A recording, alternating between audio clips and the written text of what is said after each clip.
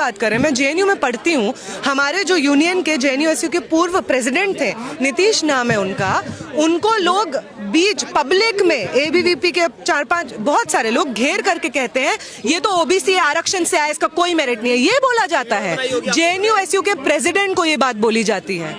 जब भी बात आती है जाति की तो हिंदुओं को अपनी एकता याद आ जाती है। अंबेडकर भी यही कहते थे कि हिंदू सिर्फ एक चीज पे एक होते हैं, और वो आता है जब मुसलमानों के खिलाफ बात करनी होती है, तब हिंदू एक होते हैं। हिंदू एक कभी नहीं रहे हैं। गधों को घोड़ा बनाओगे क्या? इस तरह की बिल्कुल ये बात बोली जा रही है कि गधे को घोड़ा बनाओगे।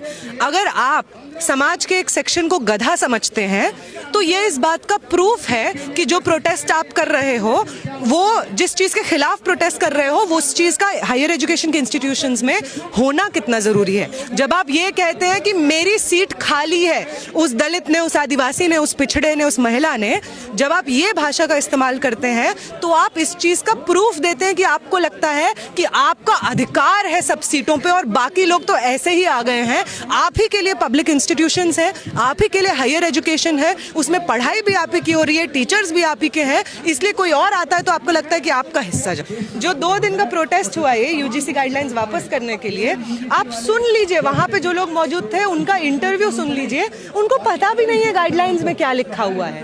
कुछ भी कह रहे हैं वो कि गाइडलाइंस में ये लिखा है, फलाना लिखा है, ढिमकाना लिखा है। भाई पढ़ तो लो। जिसने तुम्हें 500 रुपया दिया है प्रोटेस्ट पे बैठने का, उससे ये तो पूछ लो कि किस लिए प्रोटेस्ट करना है। आपके प्रोटेस्ट में लोग जूता फेंक के मार रहे हैं, उनसे पूछा जा रहा है क्या हुआ तो एसआरसीसी की एक मनगढ़ंत कहानी बता दे रहे हैं, लेकिन हॉस्टल में आप उनके साथ बैठ के खाना नहीं खाएंगे। हॉस्टल अलॉट भी आप जाति के आधार पे करेंगे। आप खाने पीने में, क्लासरूम्स में उनके साथ भेदभाव करेंगे। आपको किसी का सरनेम पता चल जाए तो आप उनसे दोस्ती नहीं करेंगे। तो एकता तब आती है जब आपको एकता कहने पे फायदा होता है। बाकी हर समय हमेशा आप इस ऊंच नीच को बरकरार रखने के पक्ष में। इसीलिए जब आपके मुंह से एकता निकल रहा है तो आप एक्चुअली एकता नहीं कह रहे हैं, आप कह रहे हैं कि वो ऊंच नीच जो ये आंकड़े खुले तौर पे दर्शाती है, वही ऊंच नीच को मेंटेन करने के लिए हम यहाँ पे प्रोटेस्ट कर रहे हैं और ये रेगुलेशंस वापस हो इसकी मांग। सीजेआई साहब ने कहीं ना कहीं बताने की कोशिश की कि देखिए देश में जो है सब इक्वल हो गए हैं, गरीबी अमीरी मिट गई है, जातिवाद खत्म हो गया है, इंटरकास्ट मैरिज की दुहाई देने लगे कि आजकल तो इंटरकास्ट मैरिज हो रही है और कॉलेज विश्वविद्यालय में कैसे भेदभाव हो सकता है? नहीं हो सकता।